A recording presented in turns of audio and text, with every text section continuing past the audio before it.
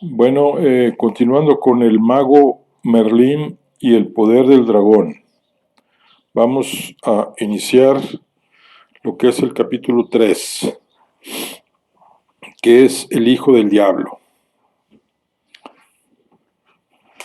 Dice, el día tocaba su fin y las gentes de Senart, una aldea cercana a Carmartén, comenzaban a congregarse en la explanada que se abría mirando al mediodía, una pradera por lo usual verde, pero convertida aquel verano en un vasto secarral.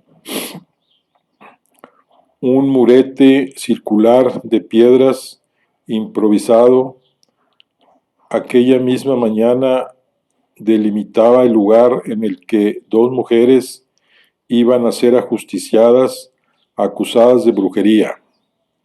Los asistentes murmuraban, pues los instigadores del proceso habían sido los vecinos de las condenadas, un matrimonio de campesinos que había perdido recientemente a una hija por unas fiebres repentinas y devastadoras. Acusaban a las dos hermanas de practicar el mal de ojo y de haber causado la muerte de la niña.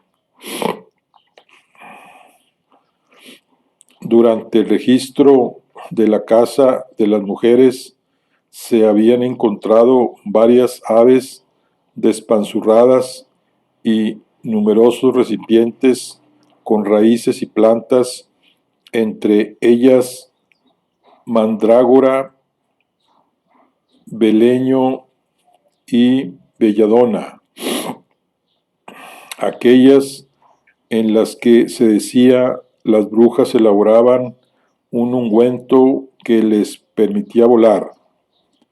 De nada habían servido las protestas y súplicas de las acusadas. Las pruebas inculpatorias habían sido consideradas definitivas. Se había debatido largamente en el tribunal sobre si quemarlas, como dictaba la ley, dado el riesgo de incendio en aquellos días, pero la única alternativa que la misma ley ofrecía era arrojarlas al río con una piedra atada al cuello, y ninguno de los cursos fluviales de la comarca portaba en aquellos momentos agua suficiente para ahogarlas en ella. Así pues, se había ordenado finalmente disponer las piras y rodear de piedras el lugar de la ejecución para prevenir que el fuego pudiera propagarse por la hierba seca. La sequía, que había comenzado a finales de la primavera, duraba ya más de 50 días. Nadie recordaba una tan severa y prolongada. Ni una sola gota de agua había caído del cielo durante varios meses agónicos. Las cosechas se agotaban y los ríos bajaban escuálidos, reducidos a regatos. Los buenos presagios que había traído en toda la isla la toma del poder en Logrés por parte del antiguo senescal de Constance habían durado poco, lo mismo que había tratado aquel sol perenne e implacable en instalarse en el cielo. Nadie se había atrevido a anunciarse como pretendiente en lugar de los hijos de Constance, pero pronto Vortiger se vio hostigado en varios frentes. Los parientes de los ejecutados habían buscado aliados entre los reinos vecinos de Gales para vengar su muerte, y derribar al que acusaban de conspirador. El regente no solo tenía que mantener Logrés firmemente sujeto, sino que también debía proteger su propio territorio. Las frecuentes escaramuzas y el tránsito de las mesnadas de uno y otro bando devastaban aún más los campos y granjas, ya de por sí arruinados por el estiaje, acuciando a los pequeños propietarios y tensando su resistencia y su paciencia hasta el límite. La hambruna comenzaba a extenderse como una plaga y la desesperación prendía en los estómagos vacíos. La isla parecía a la deriva en un océano de confusión, consumida a partes iguales por el hambre y el fuego, por doquier temiendo el estallido de revueltas, los que ostentaban el poder en cada feudo redoblaban la severidad. Los hurtos más nimios se pagaban con la muerte. Los cuerpos colgados o descabezados se pudrían al sol. Con la maldición de la sequía y la brutalidad como semblanza de un orden, se avivaban también en cada predio viejas suspicacias, se perpetraban traiciones y venganzas. Los jinetes descarnados del hambre y la guerra excitaban a su paso los miedos más arraigados, el miedo a los otros, a los elementos de la naturaleza, a la ira divina, también a la magia. En aquel atardecer de St. Arts, las sentenciadas fueron conducidas por la guardia del duque de Glanwilly, señor de la comarca, hasta el macabro círculo y atadas a los largos postes de madera clavados en la tierra, sus pies desnudos apoyados sobre sendos montones de leña seca. Desde lo alto de su caballo, el jefe de la guardia ordenó a sus lanceros que rodeasen las piras. El sacerdote de la parroquia rezaba aferrado a la Biblia. En torno a ellos se había ido reuniendo una multitud considerable y en el aire flotaba una tensión amenazadora, seca y asfixiante, apenas contenida. La vieja enemistad entre ambas familias, la de los acusadores y la de las acusadas, era conocida, como también lo era el deseo del duque de incorporar a sus tierras de caza todas las propiedades que rodeaban el río Tigüí a su paso por la región. Había sido él quien había ordenado el registro de la hacienda de las solteronas reacias a desprenderse de su herencia familiar. A pesar de las habladurías que siempre habían circulado sobre aquellas mujeres hurañas y de modales algo bruscos, las motivaciones de su condena a muchos les parecían turbias. Cuando las reas, maniatadas a los postes, comenzaron a lamentar su suerte, proclamando su inocencia a gritos y gimiendo, la montura del jefe de la guardia se excitó, nerviosa, y comenzó a bufar y caracolear.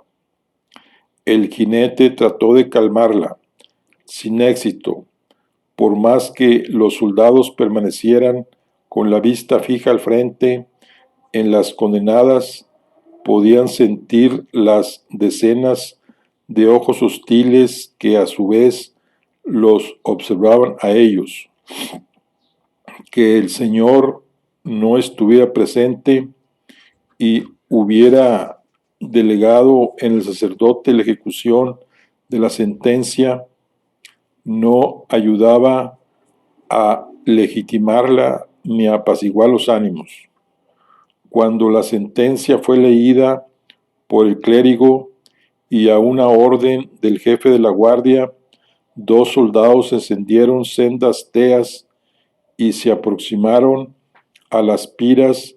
La tensión era tal que ninguno de los presentes reparó en lo que pasaba más allá de la hoguera. Así fue como una figura menuda fue abriéndose paso discretamente entre las últimas filas para llegar finalmente hasta el frente, en el límite que fijaba el círculo de piedras. Se trataba de un muchacho de unos 11 o 12 años, ataviado tan solo con una túnica que le llegaba hasta los pies descalzos y una ruda capa de fieltro cuya capucha le cubría la cabeza. Su tez era muy pálida y en su rostro barbilampiño brillaban, a pesar del embozo, unos llamativos ojos grises. Cuando los soldados acercaron las antorchas a las piras, las condenadas comenzaron a gritar con más fuerza y la multitud se agitó inquieta. En ese momento, el muchacho cerró los ojos y movió los labios como murmurando, si bien no emitía ningún sonido, igual que si obedeciera a su ruego silencioso. El fuego que ardía en las teas se resistió a prender la madera de las piras, por mucho que lo aproximasen a ella. Las llamas resbalaban rodeando la madera, sin ennegrecerla siquiera. Perplejos, los verdugos tornaron a insistir, esta vez hundiendo las teas enteramente entre las ramas y la hojarasca, pero también fue en vano.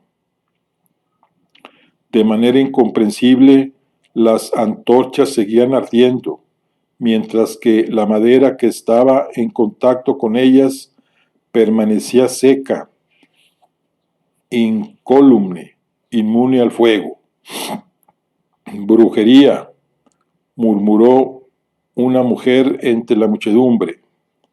Es un milagro, respondió otra voz, acallando a la primera. El jefe de la guardia descendió furioso de su montura y llegándose hasta la pira, arrebató la antorcha de las manos de uno de sus subordinados y aplicó la llama directamente a la falda de una de las condenadas, que chilló de pavor. Al verle intentar esa cruel acción, el misterioso muchacho que se hallaba entre la gente cambió la letanía que sus labios pronunciaban en silencio y que nadie advertía bajo su embozo. En respuesta, la falda de la mujer también se negó a prender. «Soltadlas», gritó con voz atronadora un campesino corpulento que portaba consigo una azada. «Son inocentes». Su voz fue pronto secundada por otras. «Es un milagro». Nuestro Señor se ha manifestado. ¿Acaso no lo veis? Libradlas.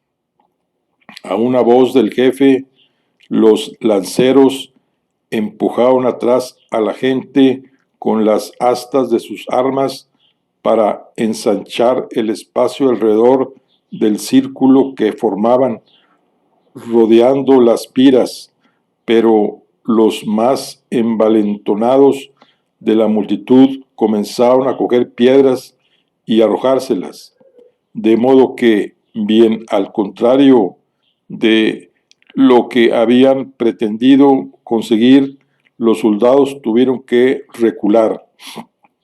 Cuando a otra orden tuvieron que apuntar las lanzas adelante, las armas les temblaron en las manos, de modo que las puntas se agitaban nerviosas. La turba los quintuplicaban en número y conocían a muchos de los aldeanos. Sabían demasiado bien que si se producía una matanza, la ignominia los perseguiría el resto de sus días. Instintivamente volvieron la cabeza hacia quienes ostentaban la autoridad sobre ellos. El sacerdote parecía en otro mundo, rezando, incapaz de reaccionar ante el prodigio que contemplaban sus ojos y que no sabía a quién atribuir. En cuanto al jefe de la guardia, fuera de sí, alzó ahora la antorcha para dirigirla contra el propio rostro de la rea, mientras ésta hacía lo posible por esquivarla, girando la cabeza de uno a otro lado, sin dejar de proferir espantosos alaridos. Presa de la ira y perdida toda compostura, el jefe arrojó la antorcha al suelo y desenfundó la espada. Hoy está escrita tu muerte, maldita bruja, vociferó blandiendo el arma en el aire y dispuesto a degollarla. En ese momento el cerco se rompió, incapaces de contener por más tiempo a sus paisanos. Los lanceros se hicieron a un lado, las gentes se abalanzaron como una tromba sobre el jefe, reduciéndolo a puñadas, mientras otros liberaban a las mujeres de sus ataduras y el resto caía al suelo de rodillas, alzando los brazos al cielo, invocando al Dios al que habían estado a punto de ofender, quemando a dos inocentes. Embargadas al mismo tiempo por la angustia y la alegría, las condenadas no podían frenar su llanto. Ellas menos que nadie acertaban a comprender lo que acababa de suceder, y como habían eludido una muerte segura, su vida había sido salvada. Pero ¿de qué modo? ¿Por quién? ¿Por qué? En mitad del gran tumulto, nadie pareció reparar en la menuda figura encapuchada que, desandando velozmente sus pasos, sin apartar la vista del suelo, ni girar una sola vez, desapareció en dirección al bosque con el mismo sigilo con el que había aparecido. Las guadañas silbaban, refulgiendo bajo la luz cegadora, mientras las mujeres rastrillaban la hierba ya cortada, formando largas fajas que luego, una vez vueltas con las horcas, eran izadas con ayuda de estas a un carro mato y trasladadas hasta una gran montonera. En las afueras de Camartén, los segadores se afanaban en la recogida de heno bajo el sol implacable, una de las pocas tareas que no se había suspendido en los campos agostados. En todas partes se habían apresurado a recogerlo antes de que el calor lo echara a perder, pues al igual que no convenía recogerlo cuando estaba demasiado verde, si conservaba demasiada savia, se podría muy pronto, una vez almacenado, muy seco, no valía más que la paja y se incendiaba con facilidad.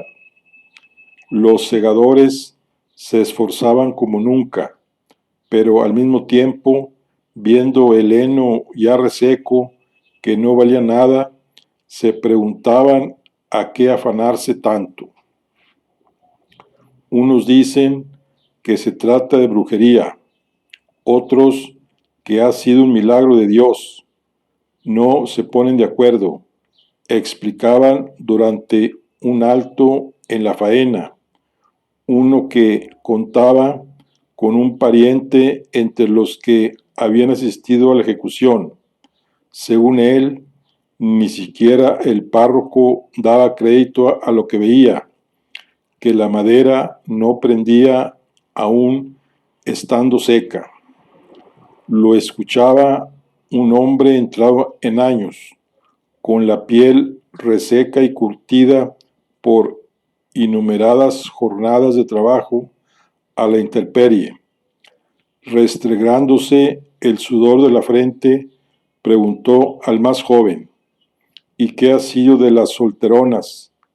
Ahora nadie se atreve a acercarse a su casa. Los dos rieron antes de tomar de nuevo las guadañas, tratando de mitigar su propia inquietud.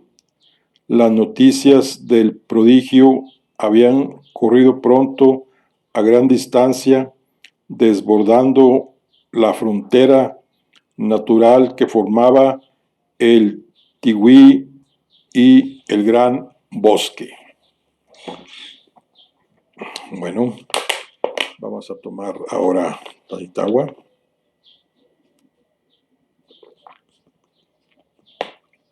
Para seguir con nuestra lectura.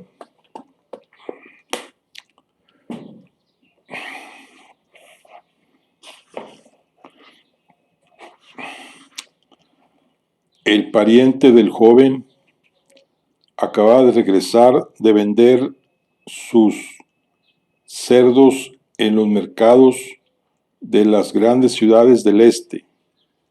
Logrés seguía en guerra y sin rey, explicaba, pero Vortiger había casado con una princesa sajona.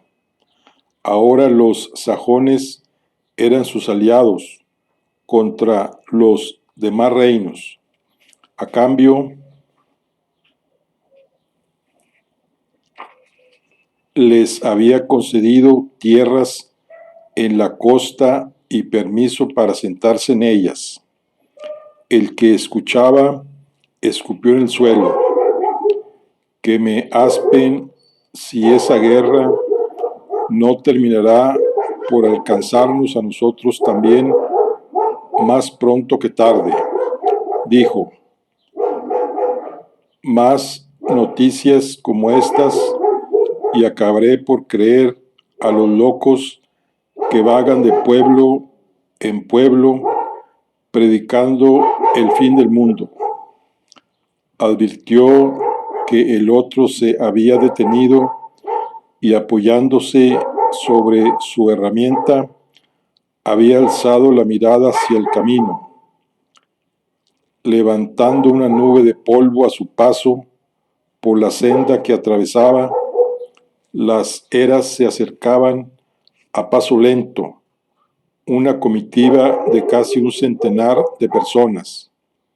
La encabezaba el sacerdote de la iglesia de Carmatén, quien portaba en sus manos una gran cruz de madera mientras recitaba el Ángelus en voz alta. Lo seguía la mayoría de los habitantes de la aldea, dando los responsos con voz quejumbrosa. Hacía ya varias semanas que el párroco salía cada domingo en procesión hasta una capilla erigida en las inmediaciones del bosque, implorando a Dios para que trajera la lluvia.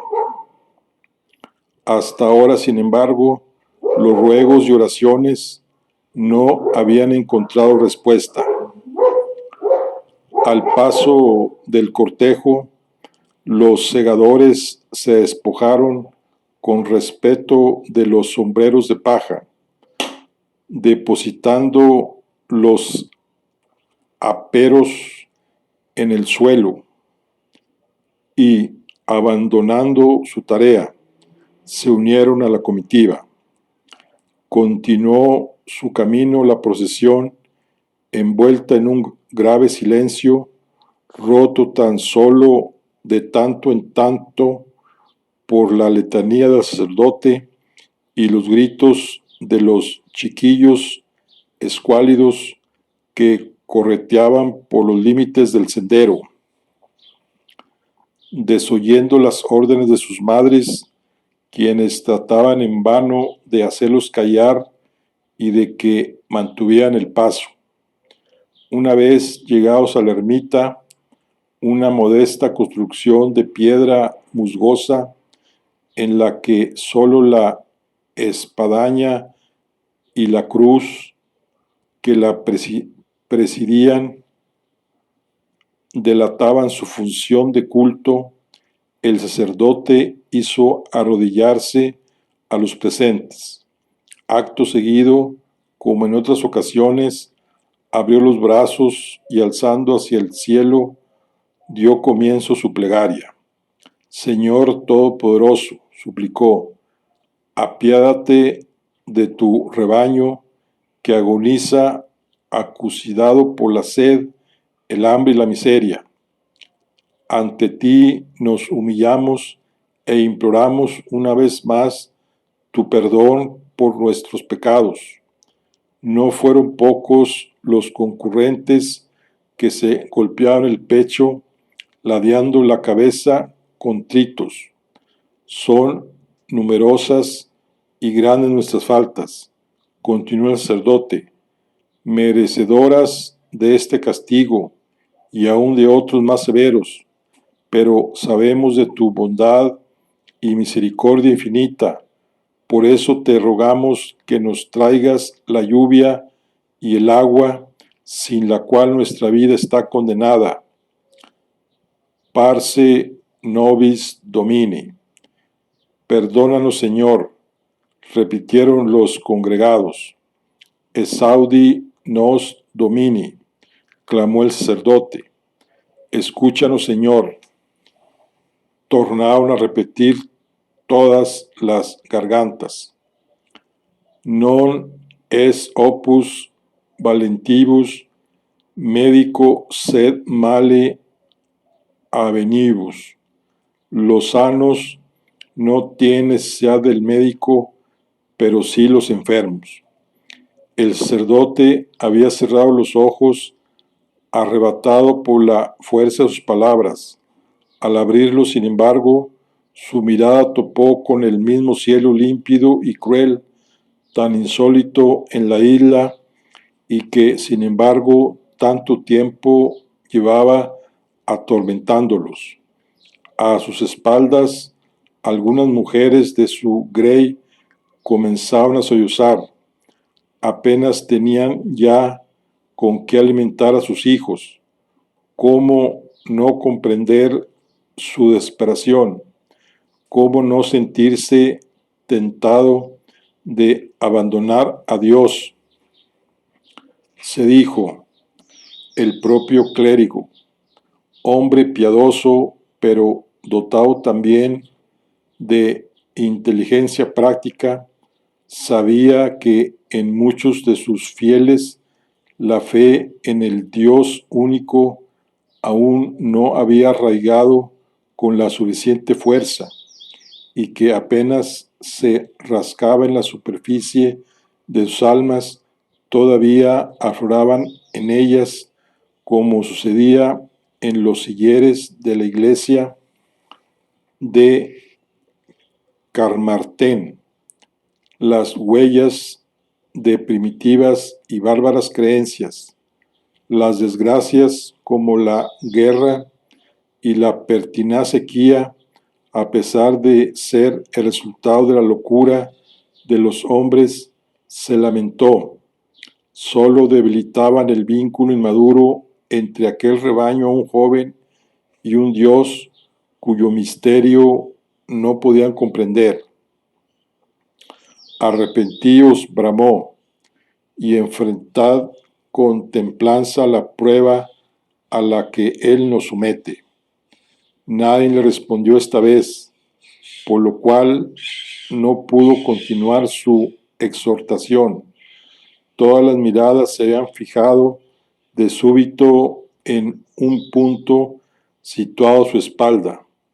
Al girarse, el clérigo se unió a la curiosidad de sus feligreses al descubrir la figura de un muchacho ataviado con una sencilla túnica verduzca y que, surgido del bosque, se había encaramado a un pequeño promontorio que se asomaba al cauce reseco del río. Pasmados, todos vieron que el muchacho extendía los brazos tal como antes había hecho el sacerdote, y pronunciando unas extrañas palabras ininteligibles desde la majada amarillenta que rodeaba la capilla, alzaba las manos hacia el mismo cielo impasible.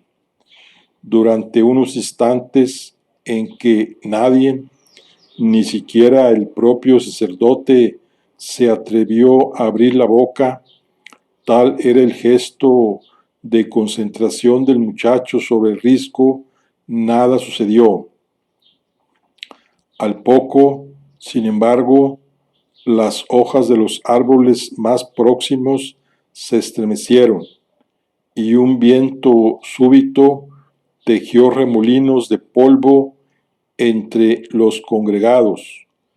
La calidad de la luz mutó, enardeciéndose por momentos, según se iba oscureciendo el firmamento. La sombra de una gran nube, surgida de la nada, formada sin más sobre sus cabezas, barrió el suelo, alentada por aquel soplo de origen desconocido, cubriendo la humilde capilla y a los que se arrodillaban ante ella.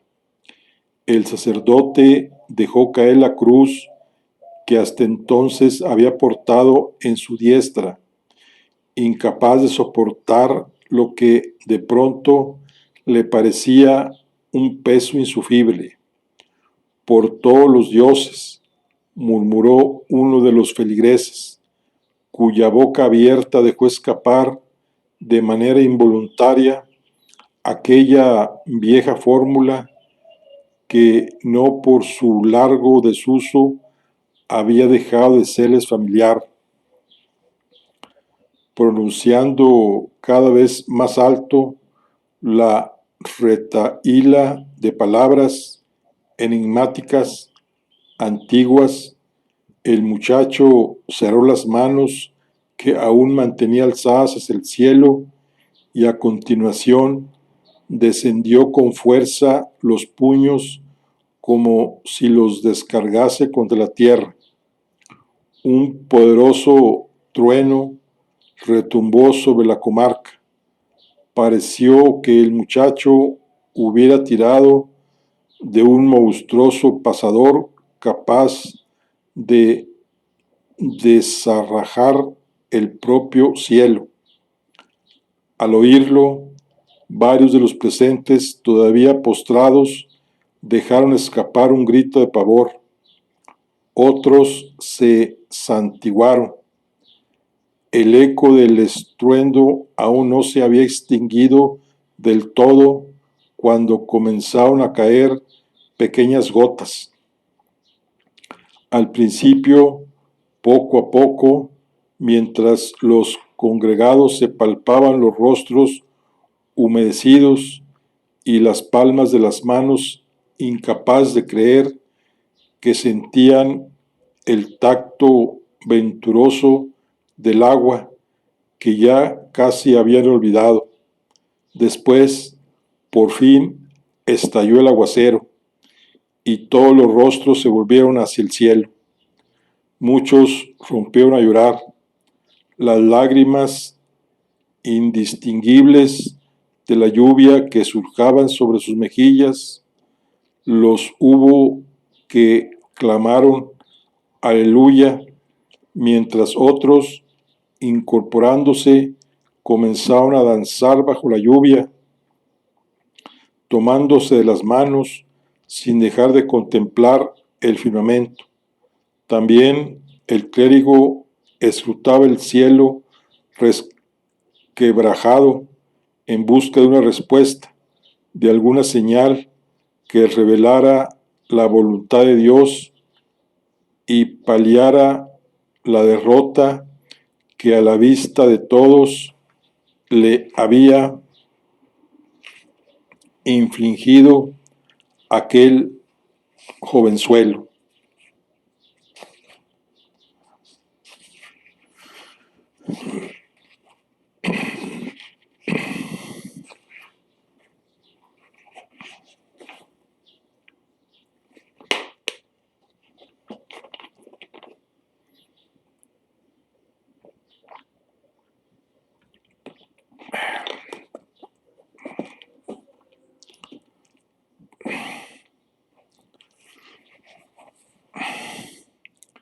Las miradas que se volvían hacia el promontorio solo veían que el hacedor de lluvia había desaparecido. Corrieron entonces a buscar refugio bajo la techumbre de la capilla.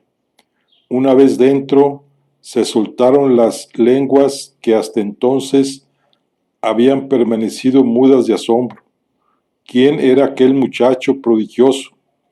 ¿Quién lo enviaba? Una mujer aseguró haberlo visto días antes en Senart, donde las hermanas habían sido salvadas milagrosamente de morir en la hoguera. Estaba ahí, en primera fila. Era él, habéis de creerme, añadió mientras algunos se arremolinaban a su alrededor para escucharla. Sus ojos, murmuró otra mujer más joven. ¿Habéis visto sus ojos? Muy pocos habían alcanzado a tanto por la distancia, pues su cansada vista no se lo permitía, y los más jóvenes no habían reparado en detalles. Solo aquella mujer se había fijado, llamada por un recuerdo del pasado. ¿Qué quieres decir, Anwen? La interrogaron a su vez las que estaban con ella. Los ojos de Unit, dijo Anwen, sobrecogida, al recordar a la buena amiga con que había servido en una casa noble hacía más de una década. Nunca conocí ni he vuelto a ver a nadie con esos ojos hasta hoy. Al escuchar aquel nombre olvidado, varios de los presentes tornaron a santiguarse.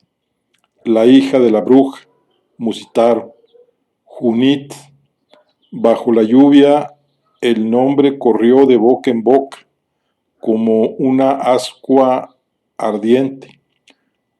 Yunitz, la infortunada doncella que se había esfumado una lejana noche sin dejar rastro. Nadie sabía si devorada por los lobos, si por la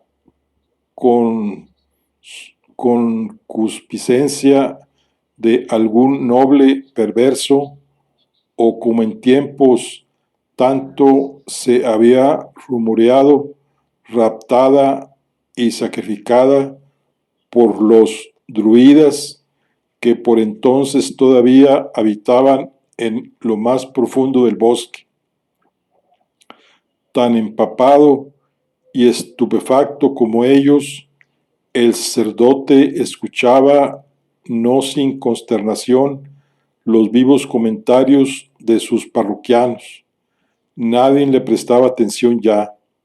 Se daba perfecta cuenta de que, fuera quien fuera el joven brujo, éste amenazaba con echar a perder en un par de apariciones la labor evangelizadora que la Santa Madre Iglesia llevaba décadas realizando con abnegación en aquella isla poblada de gente indócil. La lluvia salvífica que ahora repiqueteaba recientemente sobre ellos, cual tambor infernal, no presagiaba nada bueno. Un lamento de alerta resonó en la bóveda cuando pareció que a Anuen, absorta en su memoria, se le doblaban las rodillas y no podía tenerse en pie. La sujetaron tomándola del brazo y la apoyaron contra la pared. Junit estaba encinta, declaró, la mirada perdida en un lugar muy lejano. Por primera vez en su vida revelaba el secreto que su amiga le había confiado antes de desvanecerse para siempre. Ha de ser el hijo de Junit, añadió.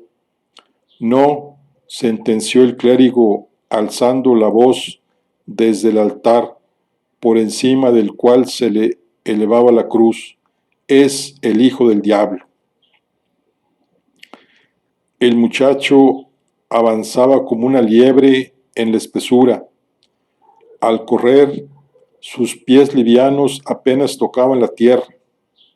De nuevo, mullida. A su alrededor, los troncos y las hojas relucían, bañado al fin por el agua tanto tiempo anhelada.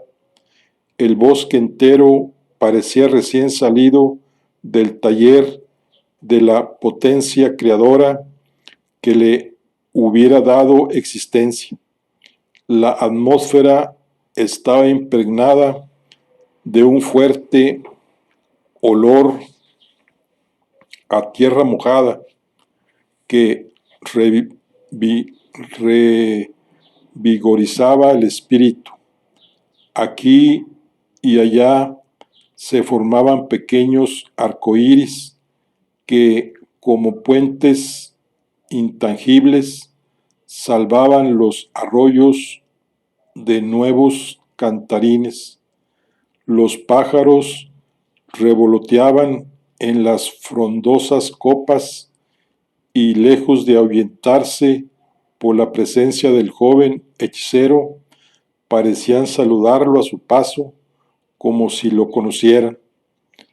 La seguridad con la que éste parecía trazar una senda invisible en la tupida selva revelaba que no era un intruso en ella, sino su inquilino, otra criatura entre las muchas que poblaban la floresta. Más de una hora llevaba adentrándose el corredor en el gran bosque cuando llegó a una pequeña oquedad entre la fronda.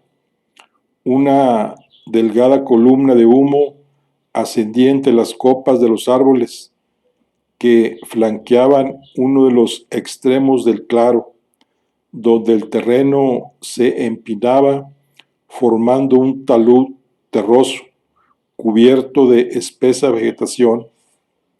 Solo siguiendo la procedencia de aquel humo podía el ojo no avisado llegar a distinguir la delgada chimenea que, oculta entre las ramas más altas, se hundía en el propio talud, y solo si seguía descendiendo descubría la mirada con asombro la fachada de una cabaña perfectamente camuflada entre el follaje y excavada en la propia ladera. Una extraña morada cuyos dos pisos superiores estaban conectados por fuera con un intrincado sistema de pasarelas elevadas de madera que se confundían con el ramaje. Cuando el muchacho empujó la puerta, una plancha de madera maciza cubierta de tierra prensada y tapizada de hiedra, y oyó con sigilo el umbral, se escuchó una voz agrietada pero potente, procedente de uno de los pisos superiores. Merlín, sube. Con aire resignado, el muchacho obedeció. Al adentrarse en la cabaña, dos ojos amarillentos brillaron en la penumbra, acercándose a él. «Hola, Lug», susurró el joven, acariciando la cabeza del voluminoso lobo huargo, casi tan alto como él mismo, que a pesar de su amenazante aspecto, lo recibió lamiéndole la mano. La planta baja de la peculiar construcción constituía una suerte de amplio salón con muros de roca viva. Estaba presidida por un hogar y una gran mesa de madera y flanqueada por dos habitáculos anexos que hacían las veces de despensa y de establo. La luz rojiza de las ascuas se reflejaban en la superficie cobriza de la gran cantidad de cacharros que colgaban del techo y de la pared. Una impresionante colección de ollas y calderos meticulosamente ordenados por tamaños y tipos.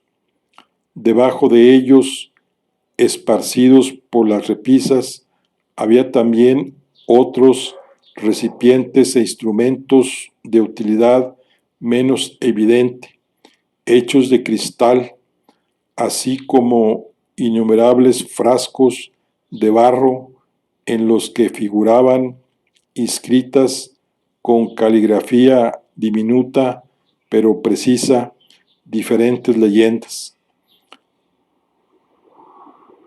Pacían mansamente en el establo contiguo una vaca y una yegua, en torno a las que correteaban varias gallinas. En un rincón, ajeno al resto de los convivientes, un fastuoso pavo real se contoneaba. En invierno, el calor del hogar y de los animales entibiaba toda la casa. Ahora, en pleno verano, y a pesar de que la lluvia había refrescado el bosque, la atmósfera era más propia de un horno de leña. Aferrándose a la barandilla, Merlín subió por la estrecha y sinuosa escalera de caracol que, tallada en madera de nogal, ascendía hasta los pisos superiores, dejando a su derecha el primero de ellos, en el que había dos pequeños dormitorios. El muchacho trepó con grandes zancadas hasta la última planta, una estancia diáfana y de techo bajo, cuyo balcón frontal sobresalía del resto de la estructura como un voladizo, y en la que se filtraba la luz previamente tamizada por las copas de los árboles que en parte la sostenían. El cuarto, un estudio, estaba abigarrado de objetos variopintos, sumidos en un caos tan solo aparente.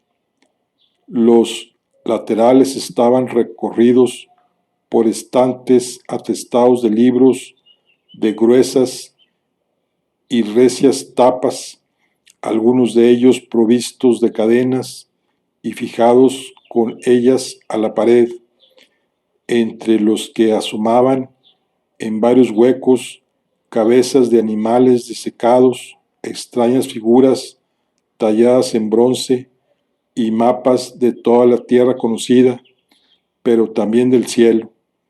Al igual que en la planta baja, una gran mesa de madera ocupaba el centro del espacio. Si bien aquí era apenas visible, sepultada como estaba por momentos de legajos y por un nuevo y sorprendente muestrario de instrumentos, un astrolabio, brújulas, escuadras, cartabones y compases se mezclaban con lentes de diferentes tamaños, cálamos, tinteros, un viejo ábaco y una calavera. Sentado a la mesa, un anciano, ataviado con una larga túnica azul, idéntica a la del muchacho, si no fuera por las runas bordadas en plata que adornaban sus ribetes, escribía encorvado sobre un pergamino. Maestro Maelwyn, dijo el joven tras salvar el último escalón. Sin volverse y sin dejar de escribir con la mano izquierda, el anciano alzó en el aire la diestra con el dedo índice extendido. Maestro Maelwyn, Maelwyn. Merlín se detuvo en el umbral de la estancia y guardó silencio.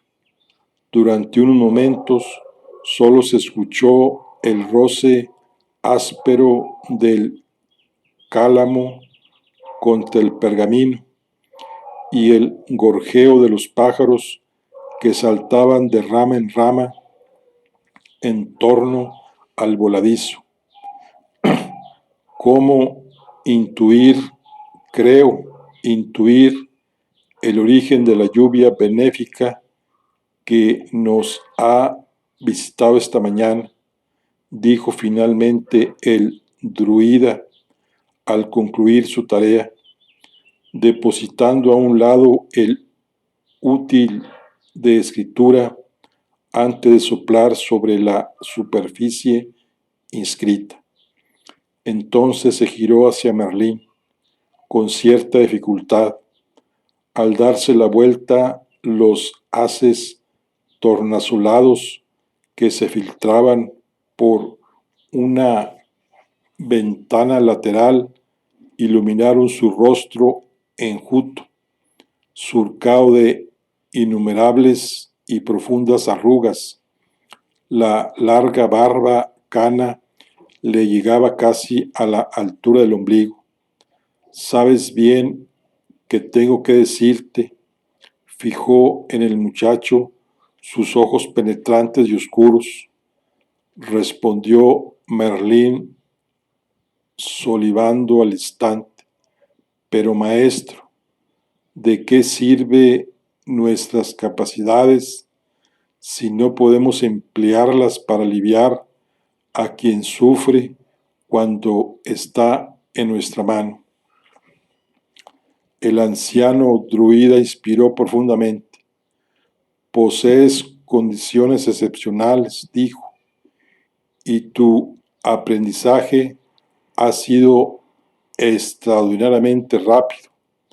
No cabe duda, pero es mucho lo que aún tienes que ahondar en secretos de los que no sabes nada. El poder del dragón es peligroso. Sus rostros son múltiples y puede volverse fácilmente contra quien lo emplea sin dominarlo. Somos sus protectores. No lo empleamos con fines espurios. No nos pavoneamos vanamente ni hacemos infantil ostentación de él. La dureza del reproche aumentaba con cada palabra, golpeando el orgullo del joven, que se sentía cada vez más pequeño. Me duele decir que todavía no estás preparado. Careces de la madurez suficiente para juzgar cuándo interferir en los asuntos humanos y también del dominio de las arcanas fuerzas que puedes convocar. Merlín bajó la mirada, incapaz de articular palabra. ¿Sabía Malwyn que había convocado la lluvia delante de toda la aldea? ¿Había acaso algo que Malwyn no supiera?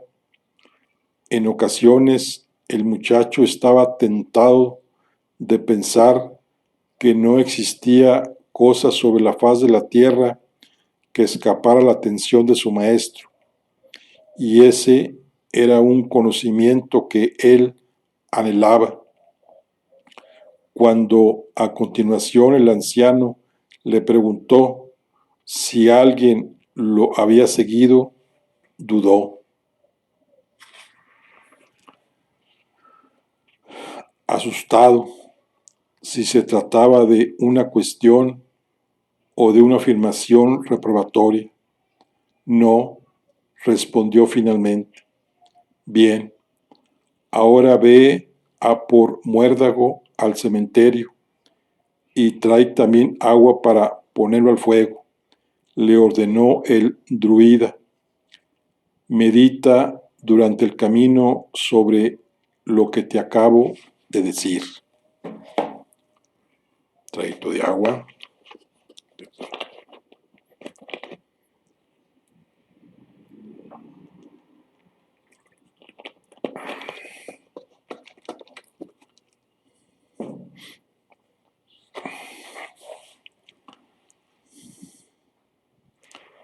El pupilo obedeció de inmediato, descendiendo por la empinada escalera con la misma velocidad con la que la había subido. Tomó consigo un cubo y un hoz y salió de la cabaña, acompañado por el gran lobo gris.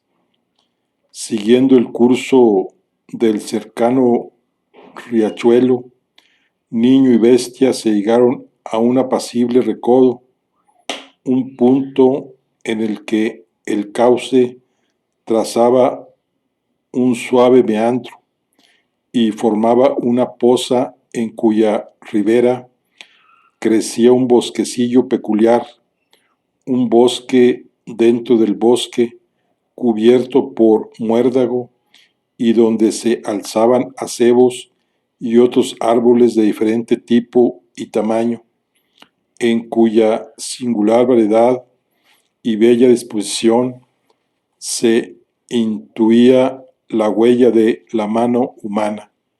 Era el cementerio. Al pie de cada árbol reposaba, el cuerpo o las cenizas, según los yacientes, se hubieran expresado en vida de uno de los integrantes de la pequeña comunidad de druidas que durante años habían habitado en el corazón del bosque viejo, toda vez que el signo de los tiempos, la hostilidad creciente de las gentes y la llegada del Dios único los habían ido condenando a la clandestinidad. Por eso, cada fresno, roble, haya, encino o sauce del singular vergel tenía su propio nombre, que Merlín sabía de memoria, por más que ninguna señal externa lo indicara.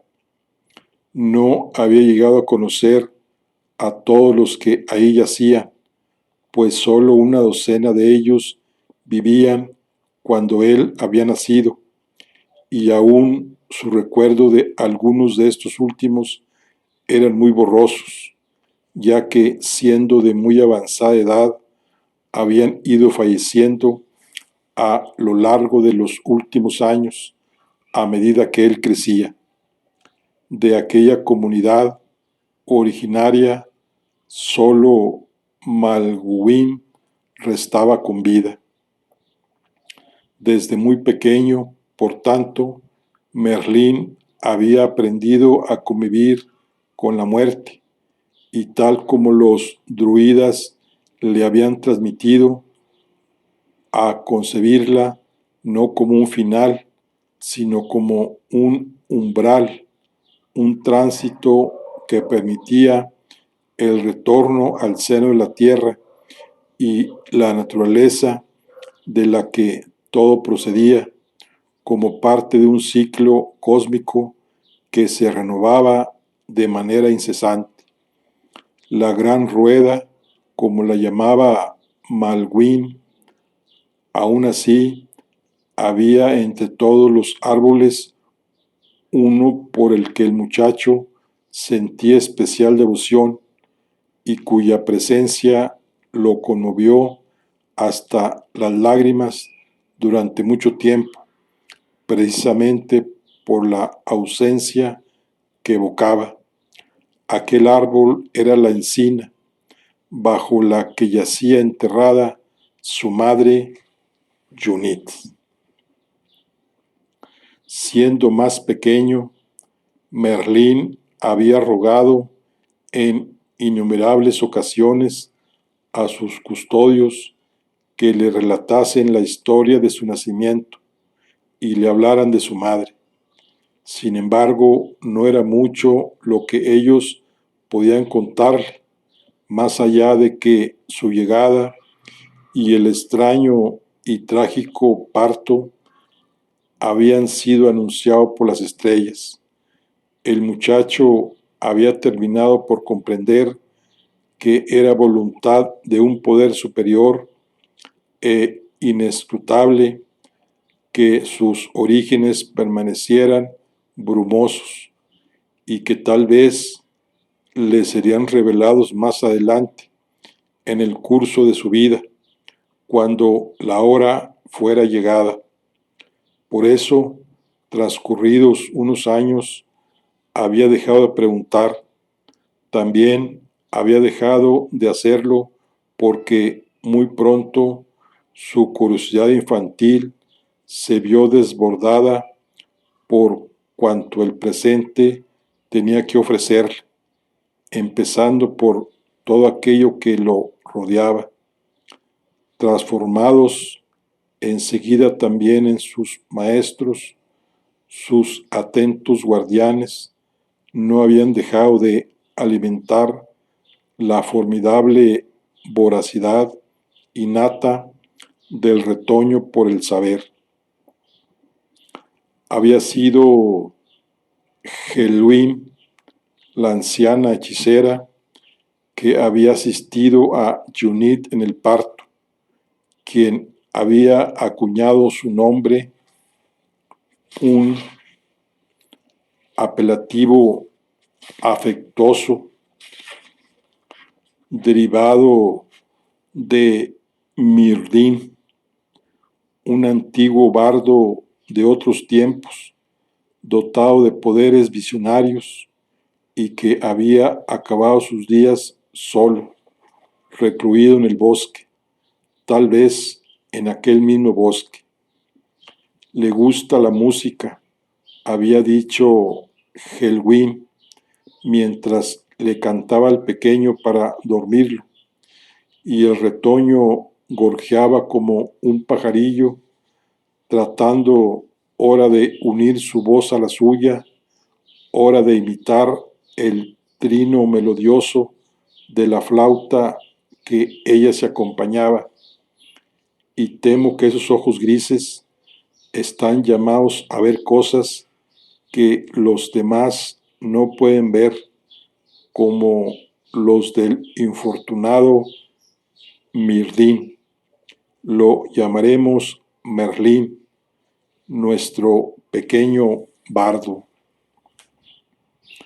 También había sido la centenaria Helwin quien, antes de fallecer, solía decirle que lo habían amamantado con leche de loba, después de lo cual siempre guiñaba un ojo al muchacho, por lo que éste nunca supo si en verdad la vieja hechicera lo embromeaba. A falta de los suyos propios, el huérfano había contado con varios padres y madres putativos, quienes lo habían instruido desde muy temprano en muy diversas artes y conocimientos. El pequeño había demostrado una precocidad asombrosa a la hora de aprender los rudimentos de la escritura, el álgebra, la aritmética y la música, entre otras disciplinas, pero también para vislumbrar los vínculos menos evidentes que existía entre todas ellas. Del mismo modo, había aprendido con celeridad el nombre de cada planta y cada árbol que crecía en el bosque, así como sus propiedades, muchas de ellas benéficas, otras mortíferas. También conocía cada criatura y animal con sus primitivos lenguajes que aprendió a imitar con paciencia para ser capaz de someter sus voluntades a la suya. Cuando, ufano de saberse recién adquiridos y del poder que conllevaban, el chiquillo se había creído ya el rey del bosque. Sus tutores le habían vendado los ojos y lo habían hecho caminar desnudo por la espesa floresta durante días enteros, con sus noches, como ellos habían hecho en sus días de formación, enfrentándolo a su pequeñez y su vulnerabilidad, y haciéndole descubrir un nuevo bosque invisible, mucho más vasto y salvaje que el visible. Ahora aprende a escuchar y después a ver con otros ojos, le había susurrado Malwin al oído. Vagando a ciegas y superando el terror inicial, el muchacho había percibido que el resto de sus sentidos se agudizaban de manera extraordinaria, de modo que todo su ser se despertaba a una nueva dimensión más sutil y delicada, inaprensible para la vista o las palabras.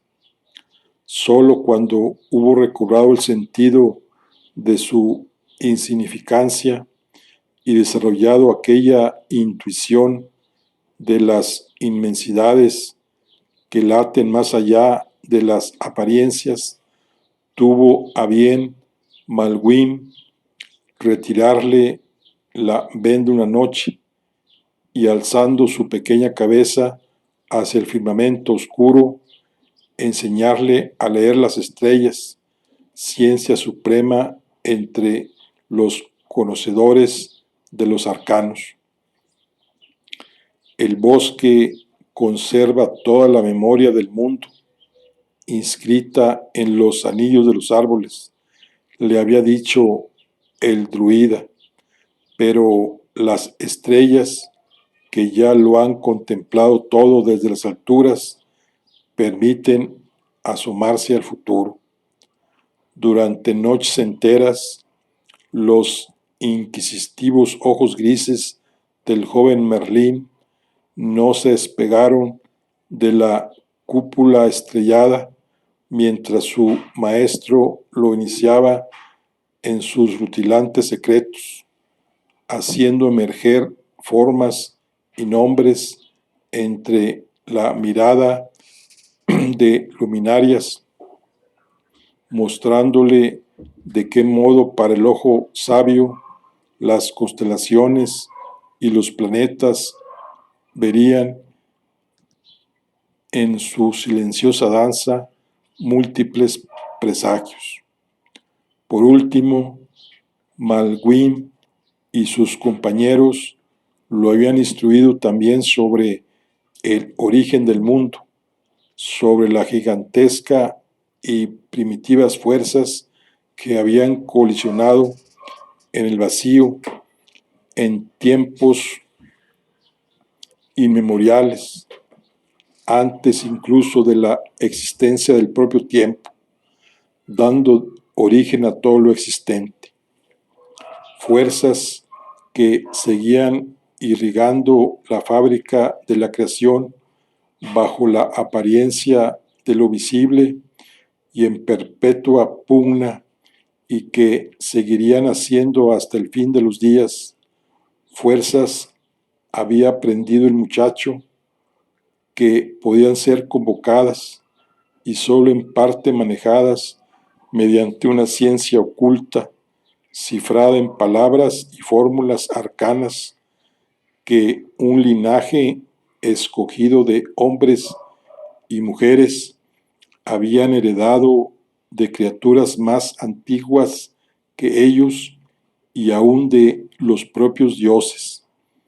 Esa ciencia ambivalente que hundía sus raíces en el susurro mismo de la creación, que se nutría de la armonía de la naturaleza, pero cuyo empleo también amenazaba con romper su equilibrio.